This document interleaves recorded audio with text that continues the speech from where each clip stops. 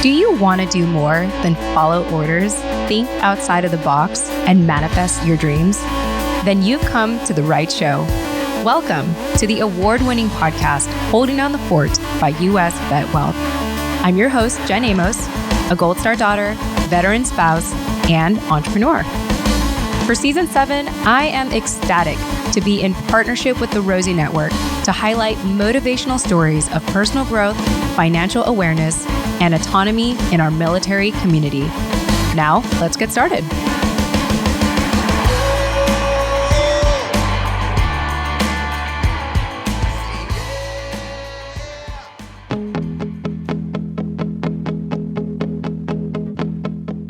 All right, hey everyone. Really excited. It's Thursday once again, which means that I am inviting you to step into my world here at US VetWealth with my husband and featuring someone else in our network who we're very fortunate enough to work with for some time. And so let me just open up with a quote from this individual. They say, "I wanted something different, but I didn't really know what. And you really don't know until you find it." So I get to have this conversation with my husband / co-host / business partner, Scott Tucker, for a 2-part interview with our former colleague, Gary Redman. We have a chance to catch up with him in his transition journey since we first connected with him well over a year ago. Gary shares that he took a deliberate 4-year approach to his transition rather than the typical 12 to 14-month planning advice. Gary reflects on his unorthodox approach to transition by cold messaging people on LinkedIn to learn about different careers, which is how I believe he reached out to us actually, getting a real estate license, to now working part-time for a startup in LA.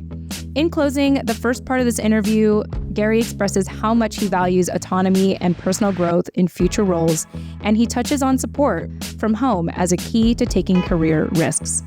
Gary, it was such a pleasure having you on our show and, of course, working with us at the time that you did. We were so happy to, check in with you 1 year later and see how well you're doing. And so with that said, I hope that you all enjoy part 1 of our interview with Gary Redman. Enjoy.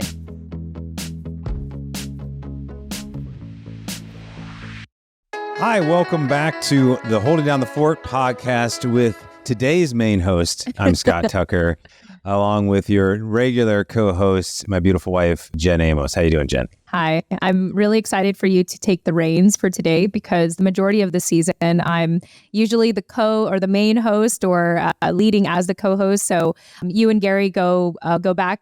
So I'm just excited to listen in and ask questions when I have them. But the show is yours today. So don't mess it up. No, that's a good thing about editing, right? Especially with this new AI tools. We can basically just, if you didn't know this, you can now have AI record your voice and you can type in, it sounds a little computery, but it's so crazy. It is crazy.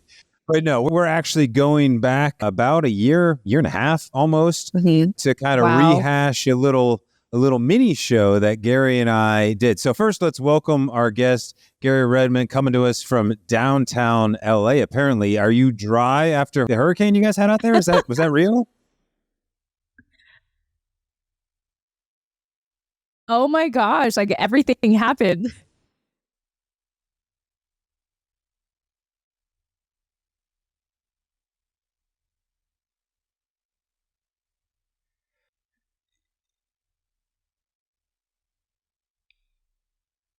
All right. Well, good to hear California didn't have to suffer too much considering all that. So, we know Jen's grew up in California. That's where we met. So it's a special place in our heart. And we wouldn't want to I do want to make a comment about it because one of my friends texted me about Joshua Tree and how it was going to be shut down because of the flash floods and all the things. And living in the East Coast for the last handful of years, I'm just like, it kind of makes me laugh to hear this stuff happening. And again, I'm coming from Cali, having lived there for 20 years and like knowing what real weather is like now in the East Coast. Like when I hear stuff like this, I'm like, you guys are going to be fine. Well, I mean, we joke about that too. I'm from Ohio, the Midwest. We went to school in New York. I mean, Gary went to school in Colorado. And then you hear about you might probably had classmates from Florida and it's like, we had an inch of rain. We shut down school for a week. And coming out of your environment, to caveat a little bit into today's discussion, is something that we wear on our sleeves a little bit about being in the military. Hey, we can adapt and overcome, and we can. We're actually really good at that. Yet, when it comes to getting out of the military, we tend to follow orders and say, well, the Navy's supposed to tell me how to get out of the military. Or the Navy's supposed to show me my job, or the Army's supposed to hook me up with how I'm doing the right. They're not doing a good enough job for me. They need to work on their military transition assistance programs. And of course, they've done that for the last 20 years. And then more nonprofits have come. And yet you always hear the same horror stories. Well, it's not even horror stories. It's guys who got out, got a job, and then usually say, well, it could have been better. It could have done this way. And what doesn't happen very often is someone saying to themselves, maybe I shouldn't have followed that process at all. Maybe it wasn't the military's job to get me a job. It's the military's job to assign me to a duty to help win our nation's wars. But we know what we signed up for. We know where we're getting out at some point. So, Gary, maybe you can just go back and rehash kind of how you found out about us and how you reached out, and then we can kind of talk about where we got started on and rehash a few things, and then we can hear about what you're up to now, what that's really led to. But no real agenda. Just wanted to start getting your thoughts on from a perspective of someone who's just like, yeah, maybe we'll go through some of those programs. Obviously, it's good information, but you're clearly putting yourself out there to go find your own path. So we're excited to hear about it.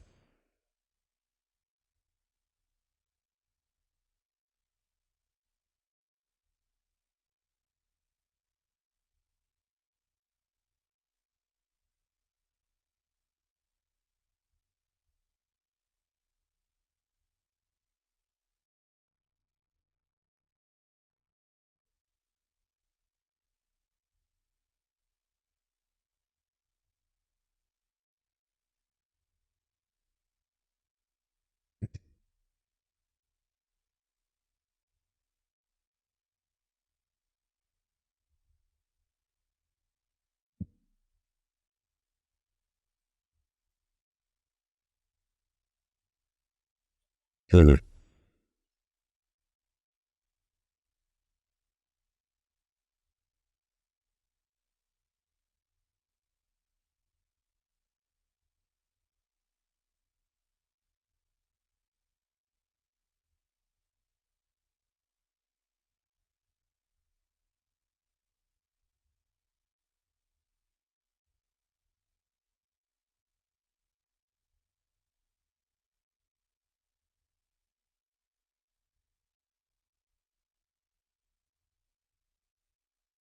Man.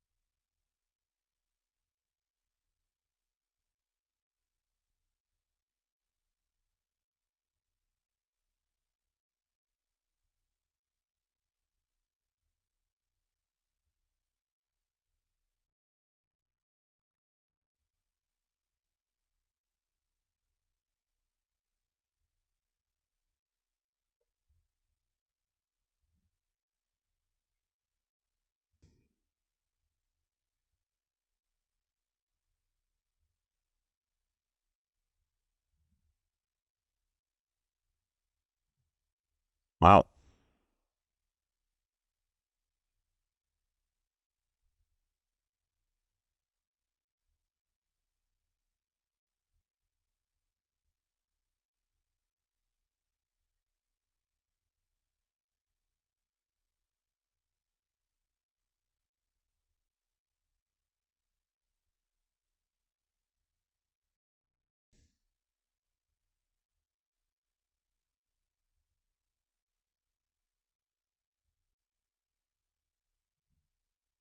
Yeah, I always think about it, or at least when we're talking about, US VetWealth, we're a financial based company, and that's what I stumbled into. And I got out of the military and I was, trying to find my path. But ultimately, once I realized, okay, I'm in this realm of entrepreneurship, and I honestly don't even like using that word because it seems so grandiose.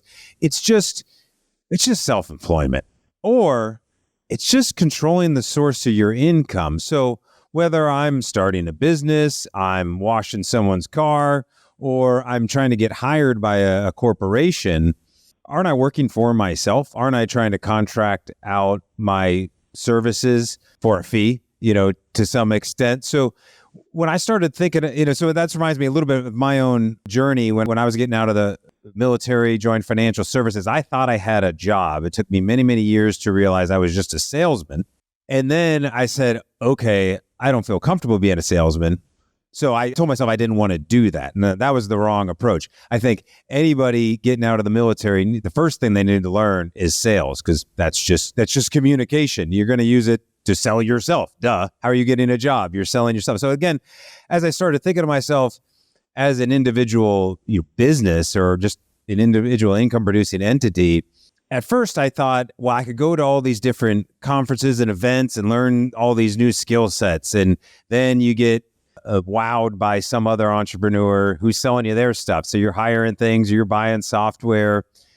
And it took me just many, many years to finally recognize that, one, I need to just do this myself. I need to learn all the skills, every skill that could possibly be useful to be a self-employed business owner.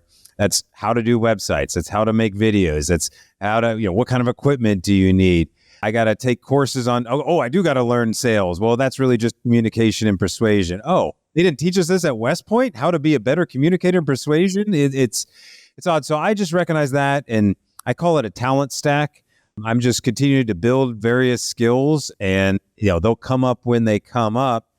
And so what have you noticed because what you ended up doing is you helping out a startup, like you said, and that is, basically just kind of a wild environment. And even if it's a successful start, I mean, there's startups like ours that are just, kind of winging it. But then there's ones that are they're established businesses. They're called startups for a reason, because there's a risk. There seems like there's more risk that's going to go away. But since you did do so many different programs, and I've heard so many good things, Tuck School, people love that, say it's amazing. I'm sure the Stanford thing, that's a big name. It's good for you.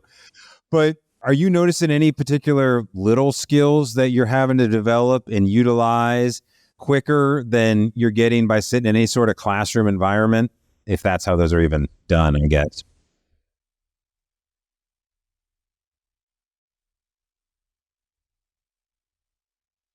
Uh,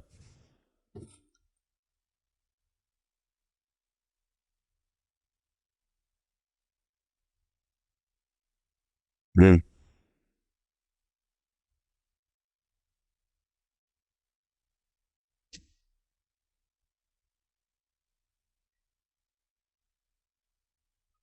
Oh, wow.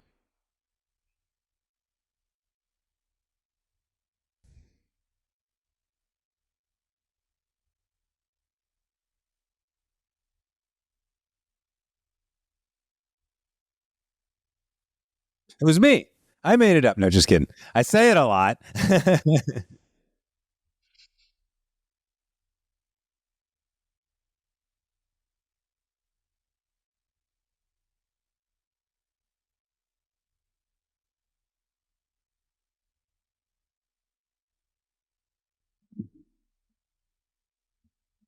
Uh,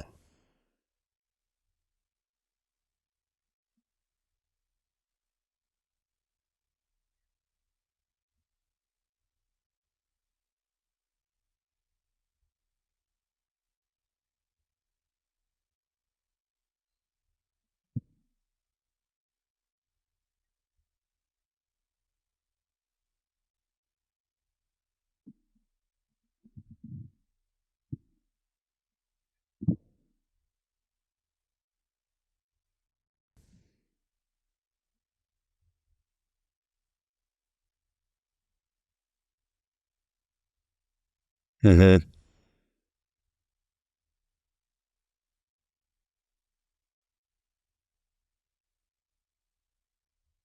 Yeah. So really what I'm hearing is we can go to these groups and they're going to have lots of briefings and programs on how to do it. But it's what I always say.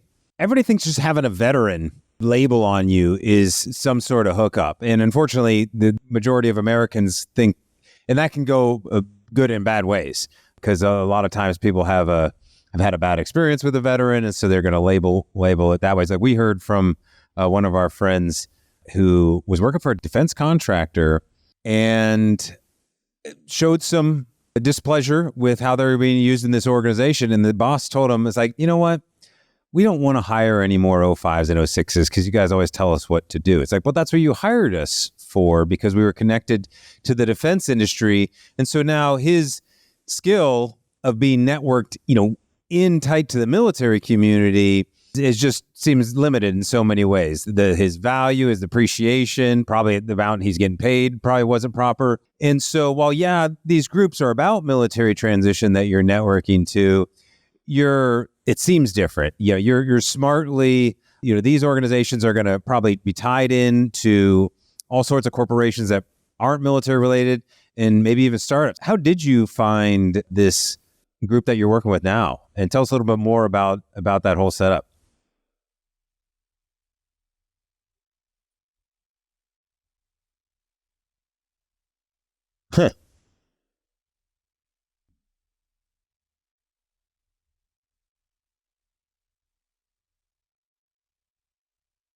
Wow.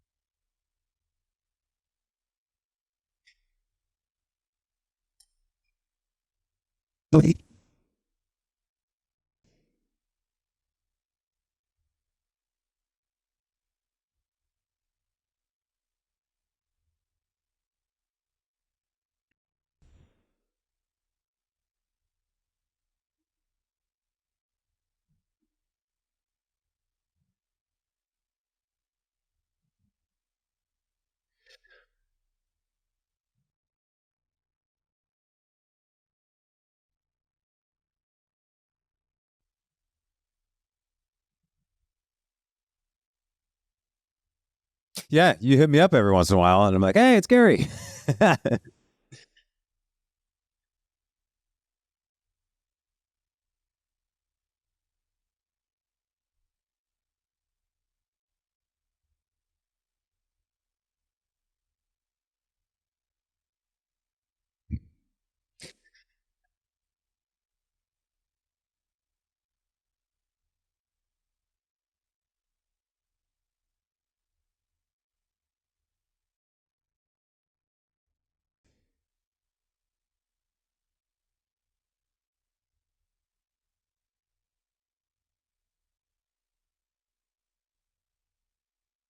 Mhm.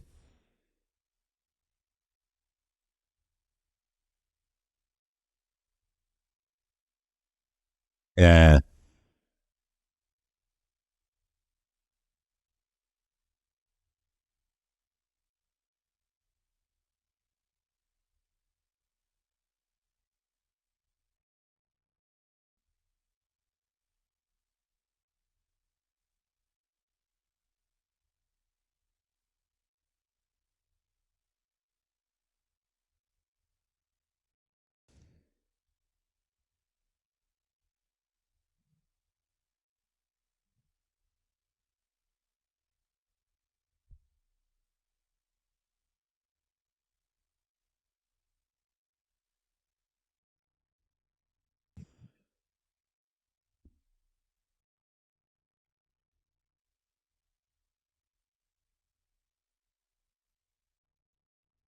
And that's why it works. That's what I always tell people is the reason why posting on LinkedIn or even doing direct outreach or doing some sort of podcast, writing a blog, book. It works because nobody else will do it. And so you'll stand out easily just as someone who's willing to think outside the box a little bit. And I really like how, you stay in touch with people like every 3 months or so. I am curious to know, Gary, like, do you have a system for that? Or is it just like something that it's just top of mind for you to like think of people every day and reach out, especially if you haven't spoken to them in a while?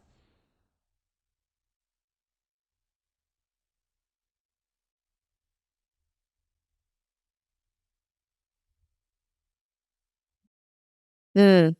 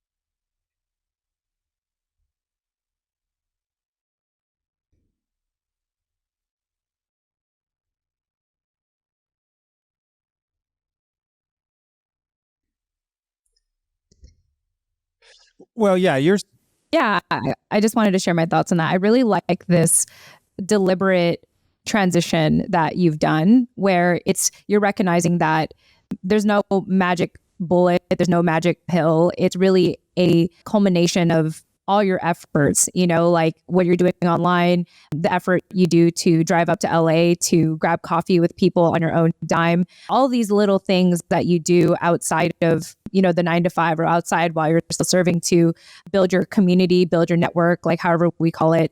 And like you said, I do like that phrase, like your network is your net worth. And clearly, it's showing for you. And I also like how you weren't expecting one thing to fix it all. Like this took years in the making. You're talking about years of this transformation. And I think that's a good story to share, is that this is not like a quick fix. This is not like a sudden transformation. Like it really is a process. It's a journey. And even now, like you are still on that journey. It's not like you quote unquote made it. You are still pursuing that journey, which I think is life anyway. But the fact that you are so hands-on and involved and all that, I think is amazing and is a good example to our listeners.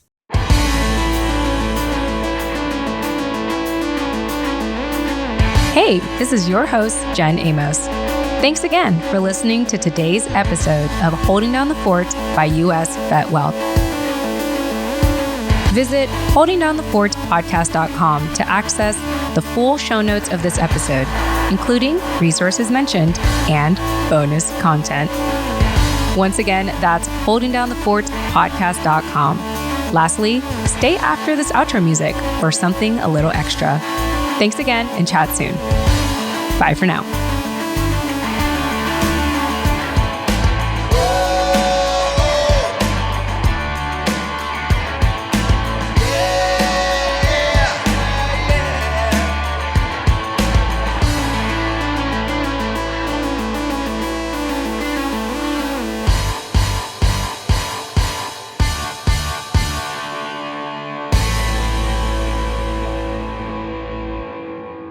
Hey everyone, thank you for sticking around for the outro to hear about some bonus content here. If you have been following our show at this point from the very beginning, I want to say thank you. You could be listening to any other show, especially with better audio quality. And if this is your first episode of the show, then I'm going to say great, and also give you the heads up that this particular season, even with all the preparation and planning and all the things, and even with an amazing editor, shout out to Dennis, my audio quality has been different this season from past seasons. And at this point, I have learned to embrace it. It is what it is, and it's my hope that people will look past my audio quality and, more importantly, listen to the people who we are featuring on this show and what they have to say, because what they have to say is more important than my audio quality, if you ask me. And so anyway, that being said, I'm just really excited to have you join me here. And because you're here, I might as well invite you to a free resource we have sponsored by US VetWealth, which is actually our podcast portal. Our podcast portal at this point has so much content. You can't even imagine. I'll give you a quick overview if this is the first time you're hearing me in the post commentary. So some of the first episodes we release, actually, some of the first pieces of content we release in the podcast portal is podcasting basics for anyone that is just, looking to get their feet wet or get an idea of what it would be like to start a podcast. Also, I provide a consultation to a past guest on this show because they had reached out to me asking, what they can do to start a podcast, if they should start a podcast. Additionally, I also talk about my journey of moving my current private office back home. So I'm actively on that journey, and probably by the time this episode comes out, I've already moved home, and I'll probably talk about that in an upcoming commentary as well. And then also, I decided to share a productivity hack for anyone that is looking to set short-term goals. And I think this is especially great for people who maybe live a very unpredictable lifestyle, as most of us in our military do, and are looking for a way to still be productive, even if, your life is very unpredictable. So those are just some of the things that we have available. And the best part of it too is that once you access our portal and you're like, okay, I want a more convenient way to digest this content, we also offer a private podcast to supplement the portal. And so if you're looking for on-the-go content, you'll find out exactly how to do that in the portal. So once again, go ahead and check out holdingdownthefortpodcast.com/portal to create your free account today. And I look forward to seeing you there. And until then, I'll chat with you in the next episode. Tune in next time.